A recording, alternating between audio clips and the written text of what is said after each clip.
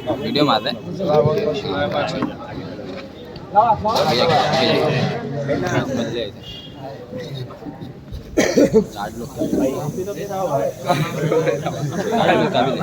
घुमाना क्या एक काम करना, वाले काट देखिए नदीम भाई है ना, कौन नहीं जानता, सचिन भाई, राजा भाई, और एक ऐसे नाम बताओ जिनको मैं एक कंटिन्यू चलता रहूं और फिर बाद में बारी बारी एक एक बाइट ले लूंगा, ताकि मुझे कुछ आप टेंशन मत लो ना। थोड़ा सा प्लीज हाँ काही भीती नाही आम्ही एकत्र आहोत, आमचा नेहमीचा फंक्शन आहे, आम्ही एकत्र आहोत. बहुत भारी. ठीक है, वीडियो निकालना बाइट हाँ चालू है, वीडियो फोटो देना ठीक है ना, ठीक है. तो माइक को ले लेना, मेरे तो इतना ही मत करना. थाने दहशत मीडिया नेटवर्क में आप लोगों का स्वागत है. और दर्शकों, इस वक्त आप देख सकते हैं कि बस राबोड़ी के करीब थाने के लगभग के अंदर मौसम खान टीम की तरफ से एक इफ्तार पार्टी का इंतजाम किया गया, जिसके अंदर मौजूद मेहमान खुसूसी को बुलाया गया, जैसे कि एडवोकेट नदीम खान साहब हैं, सचिन साहब हैं यहाँ पर, और एक हमारे हरदील अजीज राजा साहब हैं, जो यहाँ पर इफ्तारी के समय में यहाँ पर आकर ये उपस्थित भी है. और इससे जाहिर होता है कि हिंदुस्तान के अंदर आज भी गंगा जमुना तहजीब को देखने का यहाँ पर मौजू मिला. गोंडवी कोमल भाई, कोमल भाई, और साथ ही हमारे इस प्रोग्राम के दौरान में हमारे साथ में कोमल मर्चेंट साहब भी हमारे साथ में उपस्थित हैं. तो हम यहाँ सबसे पहले शुरुआत करते हैं एडवोकेट नदीम साहब, जो हरदील अजीज़ है, और देखा जाता है कि हमेशा फुल एंड फायर रहते हैं किसी भी बात को, जहाँ पर भी जातिवाद को लेकर या किसी धारणा पे बात आती है तो हमने देखा है सबसे पहले इनकी बाइट, और ये सबसे पहले ये बात पे करते हैं कि जहाँ पर भी हिंदू मुस्लिम सिख ईसाई की बात आती है तो देखा है हमने कि हर वक्त ये डट के खड़े होते हैं. तो आज इन्हीं से हम शुरुआत करते हैं और हजरत हम आपका खैर मकदम करते हैं थाने दहशत मीडिया नेटवर्क के अंदर. तो आज मेहमान खुसूसी में आप आए हैं हमारे मौजूद खान साहब के प्रोग्राम के अंदर इन्विटेशन में. तो आप इस प्रोग्राम के मौजू को देखने के बाद आप क्या महसूस कर रहे हैं, और हमारी दर्शक को आप क्या इस बात के लिए आप एक संदेशा देना चाहिए? अस्सलाम वालेकुम, जय हिंद, जय महाराष्ट्र.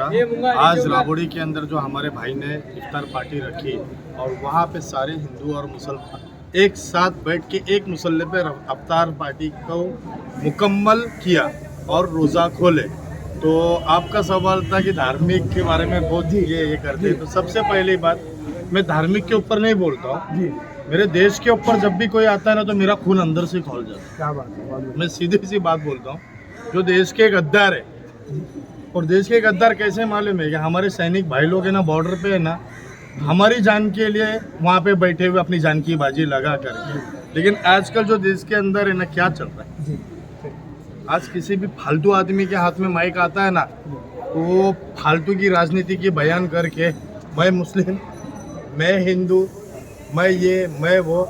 अरे मेरे भाई, तुम लोग हिंदू मुस्लिम के अंदर ही पड़े रहोगे ना तो जापान निकल गया आगे, अमेरिका निकल गया आगे, हिंदुस्तान खाली इधर ही पड़ा रहेगा. बहुत से ऐसी कंट्री है जहाँ पर जातिवाद के नाम पर उस देश को ख़त्म कर दिया गया. बस मैं ये चाहता हूँ कि मेरे देश के अंदर मेरे आने वाली नस्ल, ये छोटे छोटे बच्चे, ये बच्चे लोग कहाँ तक जाएंगे? मेरे को एक बात बताओ, एक हिंदू ने एक मुसलमान औरत को मार दिया, उसका 5 साल का बच्चा है, वो कैसे ट्रीट होगा? एक दंगे के अंदर एक माँ बाप मर जाना और बच्चा कैसे परवरिश लेगा? कल वही दंगा ही बनेगा. तो टेररिज्म यही फैला रहे. जो तुम माइक में बयान दे करके तो चले जाते हो, लेकिन जो उसका रिएक्शन होता है ना, वो सालों साल के लिए होता है. ठीक है, आज़ादी में हम मुसलमान नहीं थे क्या? बराबर है. हमारे हिंदू भाई लोग नहीं थे क्या? सिख भाई लोग नहीं थे, सब थे. लेकिन इसका ये मतलब थोड़ी है कि हमको सर्टिफिकेट देना पड़ेगा. हम सर्टिफिकेट क्यों दे भाई? ये देश हमारा है, हम हिंदू मुस्लिम एक है, हम भाई भाई है. भाई मैं धारावी के अंदर आज भी मैं ओपन बोलता हूँ. मेरे को धारावी के दोस्त लोगों ने फ़ोन किया, क्या बोला नदीम, एकदम सच बात बोला. मैंने 2 स्टेज गणपति के लगाए वहाँ पर, ठीक है ना. तो मैं ये देख के लगा क्या मैं मुसलमान हूँ, लगाऊंगा नहीं. मेरे को बताओ, जिंदगी में कभी ना कभी आप भी तो गणपति के लिए गए रहेंगे कि नहीं गए? आस्था रखना पड़ती ये है, आस्था रखनी पड़ती है ना. तो यह फ्रीडम है, डेमोक्रेसी है, लोकशाही है. इसके अंदर फालतू लोगों की बात नहीं चलेंगी. ये फालतू लोग हैं जितने हमारे मुसलमान भाई है, ऐसे फालतू नेताओं से दूर रहो और ये फालतू लोगों की बात मत सुनो, मैं अभी भी बोलता हूँ, पढ़ो लिखो आगे बढ़ो, यूपीएससी का एग्जाम दो, खुद की खुद रिजर्वेशन के लिए खड़े रहेंगे। आप में अभी भी अगर कोई लड़का यूपीएससी के लिए तैयार है तो खर्चा मैं उठाऊंगा, अभी भी बोल रहा हूँ इसके अंदर, राबोड़ी के अंदर। और आगे इंजीनियर बनने के लिए मुझे ऐसे, आज मैं आपके माध्यम से कहता हूँ, मुझे मेरी कैपेसिटी के हिसाब से मुझे 10 लड़के ऐसे चाहिए जो इंजीनियरिंग के काबिल हो। क्या बात है, यूपीएससी के काबिल है, उसका खर्चा मैं उठाऊंगा। बहुत अच्छे, मुझे मेरे लोग भी चाहिए साथ में, जय भीम भी चाहिए, मराठा भी चाहिए, मुझे यंग जनरेशन चाहिए, हिंदू मुसलमान नहीं चाहिए। और जो हिंदू मुसलमान करता है, अगर गवर्नमेंट हमारी बात नहीं सुनती है, अब बहुत हो चुका भाई, हो चुका नहीं हो चुका, मुस्लिम हिंदू अब अगर पब्लिक भड़क गई तो सरकार को तकलीफ हो जाएगी। केंद्र सरकार आज की आने वाली सरकार नहीं, बस करो, हिंदू मुसलमान बंद करो। ये खाली महाराष्ट्र में नहीं, पूरे हिंदुस्तान में चल रहा है, बंद करो, नहीं चलेगा ये। हम आवाम बहुत खुश है, हम हमारे भाई हिंदू भाई के साथ खुश है, राजा भाई के साथ खुश है। क्यों तोड़ रहे भाई हमारे भाईचारे को? भाई पसंद है आपको तोड़ना? बस खलास ना यार, हमसे आके पूछो ना, हमारे भाई क्या चाहते हैं? बंद करो यार धर्म की राजनीति, बंद करो कर्म की राजनीति। जय हिंद, जय महाराष्ट्र। तो साथ ही हमारे साथ में इस वक्त सचिन साहब भी मौजूद है, तो हम चाहेंगे कि ये भी कोई अपने मन की बात 2 शब्द में कहे, जो भी आप कहते हैं अपने मन की बात, ये झिझक बोलिए, जो भी जय हिंद, जय महाराष्ट्र तरी बोला। हम सब एक है, मुस्लिम और हिंदू भाई। क्लैंपिंग करो, अच्छा क्लैंपिंग करो और हमारे साथ में राजा भाई भी थे, तो ये भी कुछ अपने मन की बात रखेंगे। इतने साथियों के साथ जब ये इफ्तार के प्रोग्राम में आए, तो इनका भी एक फर्ज बनता है कि 2 शब्द बोले अपने इतने दर्शकों के बीच।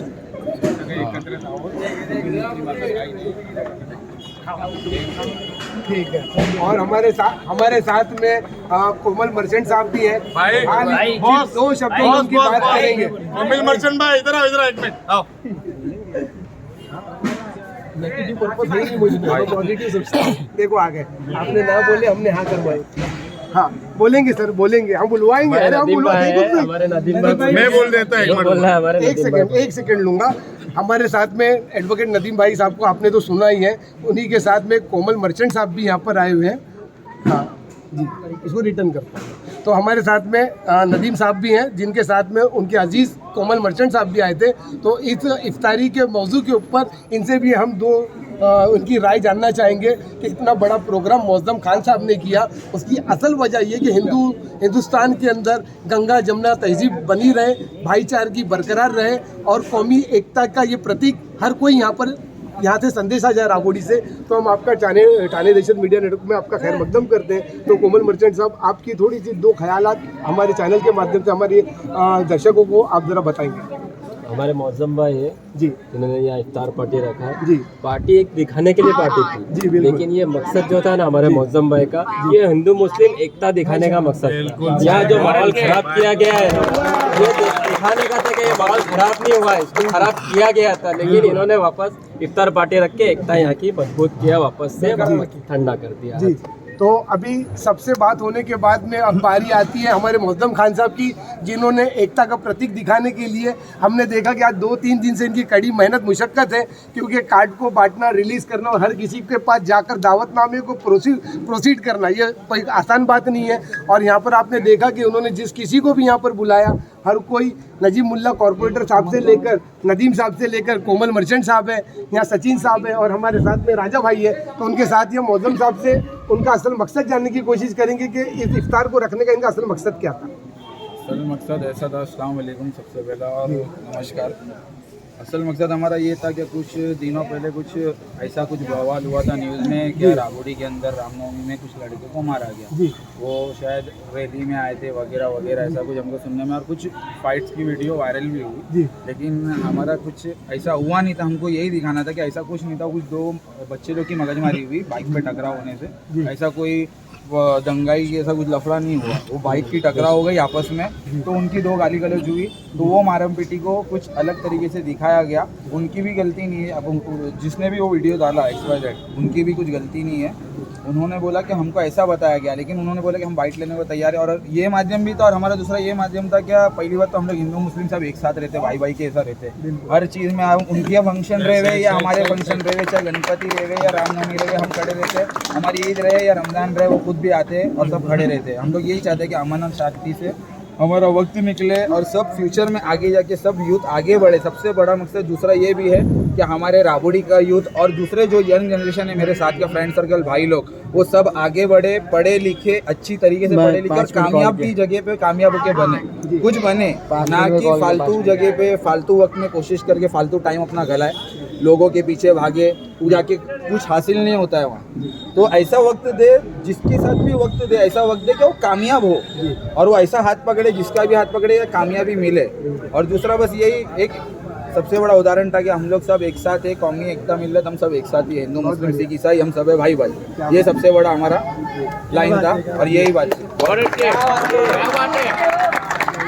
जय हिंद, जय महाराष्ट्र। ठीक है, तो दर्शकों आपने देखा बड़ी खूबसूरती के साथ यहाँ पर जितने भी मेहमान खुसूसी आए, हर किसी ने अपने मन की बात कही, अपना इज़हार उन्होंने प्रकट किया। तो हम इसी तरीके से चाहते हैं कि हिंदुस्तान के अंदर कौमी एकता बना रहे। तो आप इसी तरीके से हमारे चैनल के माध्यम से हमारे साथ जुड़े रहें, हमें लाइक करें, कमेंट करें, शेयर करें और ज़्यादा से ज़्यादा सब्सक्राइब करें। तो ये थी ठाणे दहशत मीडिया नेटवर्क की खास रिपोर्ट। आवाज़ आपकी, खबर हमारी। जय हिंद, जय महाराष्ट्र।